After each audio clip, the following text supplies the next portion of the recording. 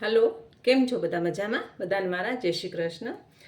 આજે આપણે ફરીથી એક ફરાળી રેસીપી લઈ આવ્યા છીએ કે અત્યારે શ્રાવણ મહિનો ચાલુ છે તો બધાના ઘરમાં ઉપવાસ રહેવાતા હશે અને આમે પણ આપણે ગુજરાતી લોકો ઘણા બધા વ્રત રહેતા હોઈએ છીએ તો તેના માટે આજે આપણે ફરાળી સમોસા લઈ આવ્યા છીએ। હવે આ સમોસા છે એ એકદમ સરસ બને છે અને બહુ ટેસ્ટી બને છે। તો આપણે એના માટે બાફેલા બટાકા લીધા છે, આદુ છે, મરચાં છે, મીઠું છે, કોથમરી, લીંબુનો રસ છે, હળદર છે અને મરી પાવડર છે। તો આ મિશ્રણ આપણે મિક્સ કરી અને આપણે એનો વઘાર કરવાનું છે। તો પહેલાં આપણે એનો લોટ બાંધી લઈએ કે 5 મિનિટ લોટને રેસ્ટ મળી જાય। તો તેના માટે મેં મિક્સ ફરાળી લોટ આવે છે એ લીધું છે।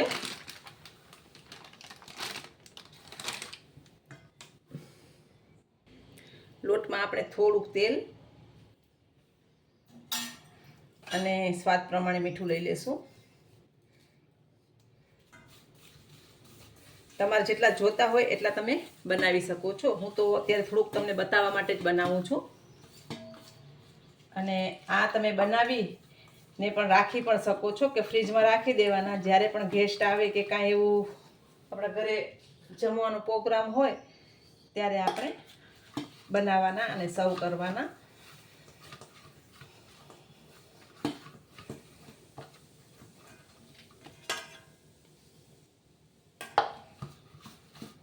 રોટલીના લોટ જેવું જ આપણે લોટ બાંધવાનું છે।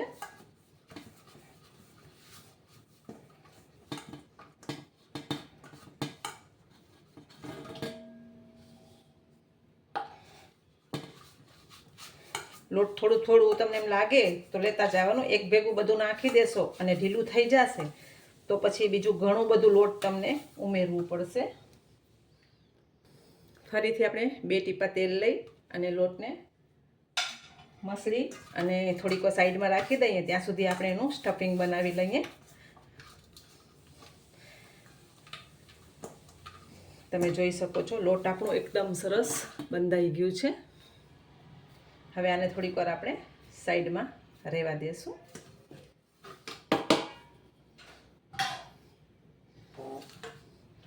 હવે આપણે આ બટાકા લીધા છે, બટાકાને સરસ આવી રીતે મિક્સ કરી લઈએ।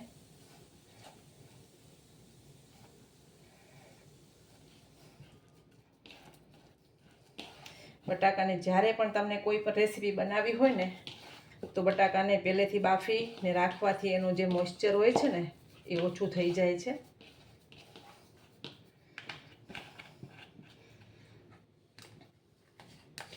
આદુ, મરચાં, મીઠું, તમને તેલમાં સાતળીને કરવું હોય તો એવી રીતે પણ કરી શકો છો પણ અત્યારે હું બધું મિક્સ કરી નાખું છું। હળદર, લીંબુનો રસ છે અને કોથમરી છે। કોથમરીનું પ્રમાણ થોડુંક વધારે રાખવાનું અને મરી છે। મરીનો તમે જ્યારે પણ ઉપયોગ કરો ને ત્યારે આવી રીતે ફ્રેશ મરી લેશો ને તો એકદમ સરસ ટેસ્ટ આવે છે એનું। અને તમને તીખા બનાવવા હોય તો તમે આમાં મરચાંની ભૂકી અને ગરમ મસાલાનો ઉપયોગ કરી શકો છો, સિંગદાણા નાખી શકો છો પણ અત્યારે હું સાદા અને સિમ્પલ જ એવા બનાવીશ। હવે આપણે આને પહેલાં થોડુંક વઘાર કરી લઈએ કે એનો ટેસ્ટ એકબીજામાં મિશ્રણો ભળી જાય। હવે તમને આમાં જીરું નાખવું હોય તો જીરું અને મીઠો લીમડો નાખી શકો છો પણ હું કાંઈ નહીં ઉમેરું। હું એકદમ સિમ્પલ બનાવીશ। જે આપણા પંજાબી સમોસા હોય છે ને એ જ ટેસ્ટ આવશે આમાંથી। અને પંજાબી સમોસામાં બટાણા હોય છે, અત્યારે આપણે ખાલી બટાકા લીધા છે કેમ કે આજે બધા વ્રત તો કરે છે પણ ખાવાના બધા શોખીન પણ હોય છે તો તેના માટે બહુ રેસીપી સારી છે આ। અને આપણે જે ડુંગળીવાળા કચ્છી સમોસા ખાઈએ છીએ જો એવા બનાવવા હોય તો તમે ફરાળી ચેવડો અને સિંગદાણા બધું મિક્સ કરી અને એવી રીતે પણ બનાવી શકો છો। તો આપણું આ સરસ સાતળાઈ ગયું છે। આને એક બાઉલમાં લઈ લેશું અને તેલ ગરમ કરવા મૂકી દેશું। તો તમે જોઈ શકો છો આપણો મસાલો એકદમ સરસ થઈ ગયું છે, સુગંધ પણ સરસ આવે છે અને ટેસ્ટમાં પણ એટલું જ સરસ હશે। હવે આવી રીતે પહેલાં એક રોટલી લેવાની. અને હવે સમોસા બનાવવાની એક ઇઝી રીત તમને હું બતાવું કે બધાને સમોસા વાળતા ફાવતા નથી. બધાને સમોસા નથી વાળતા ફાવતા, તો આપણે એક ઇઝી રીત જોઈએ. અને કાલે આપણે ફરાળી સેવની રેસીપીનો અપલોડ કર્યો છે વિડીયો, અને ચાટપુરીનો પણ ફરાળી ચાટપુરીનો પણ વિડીયો અપલોડ કરેલો છે, એ પણ તમે જોજો. આખો શ્રાવણ મહિનો તમને રેસીપી બનાવવા કામ લાગશે. પહેલાં ચાર આવી રીતે લઈ અને આવી રીતે કોઈ પણ તમારા પાસે વાટકી હોય ને તેનાથી ઉઠાડી લેવાનું છે. આ વચ્ચેનો ભાગ જે છે એ કટ કરી અને આપણે કાઢી લઈશું, તો તમે ઇઝીલી સમોસા બનાવી શકશો. શેપ એકદમ સરસ બજાર જેવું જ આવશે.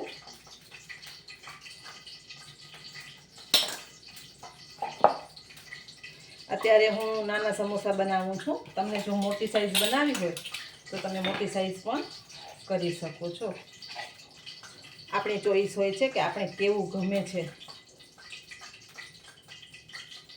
ઘણીવાર એવું હોય કે નાના સમોસા આપણે બનાવીએ તો એકદમ સરસ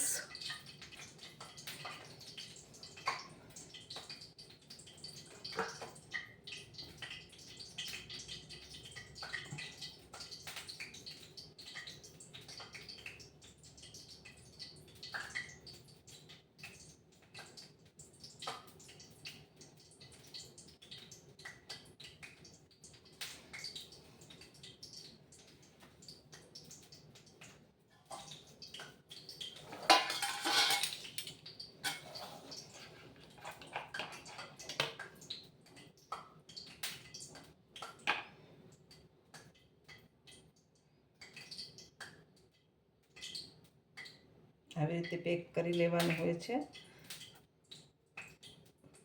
પાણી લગાવી અને બંને છેડા ઉપરથી આવી રીતે પેક કરી લેવાના કે આપણો સમોસાનો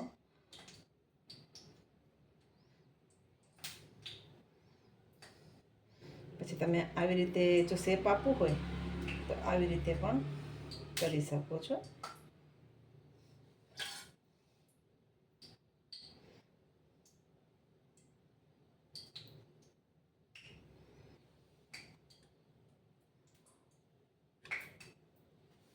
બધા વાળી લેશું આપણે.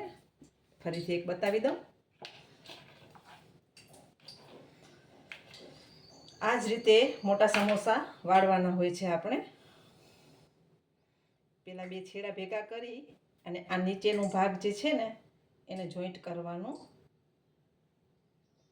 પાણીનો હાથ કરતા જવાનો કે એકબીજામાં ચીપકી જાય. અને આ ઉપરનું છેડું છે એ આવી રીતે પાણીવાળું કરી અને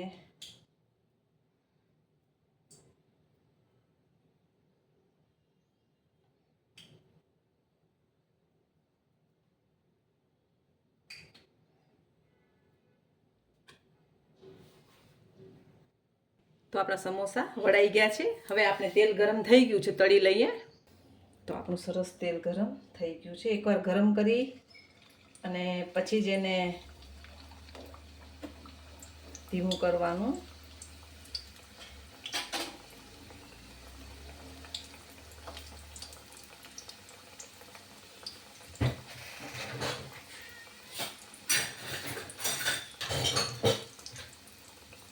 એકદમ સરસ એવા ક્રિસ્પી આપણે તળી લેવાના છે.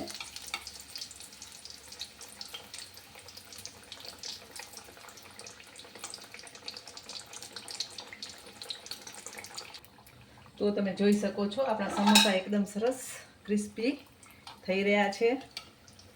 શેપ તમને જે આપવો હોય એ આપી શકો છો. અને આવી જ રીતે તમે કચોરી પણ બનાવી શકો છો. એકદમ સરસ થશે, ક્રિસ્પી પણ થશે અને ટેસ્ટી પણ થશે. તો આપણે પહેલાં તળી લઈએ. તો ગરમા ગરમ એવા તૈયાર છે આપણા ફરાળી સમોસા.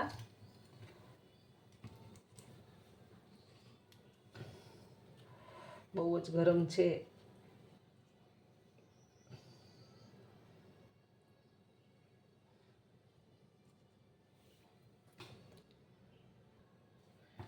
થોડીક આપણે ગ્રીન ચટણી,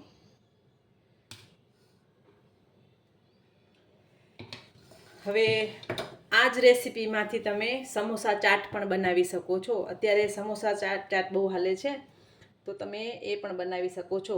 સાથે મેં ગ્રીન ચટણી અને ખજૂર આમલીની ચટણી સર્વ કરી છે, લીલું મરચું અને લીંબુ સર્વ કર્યા છે.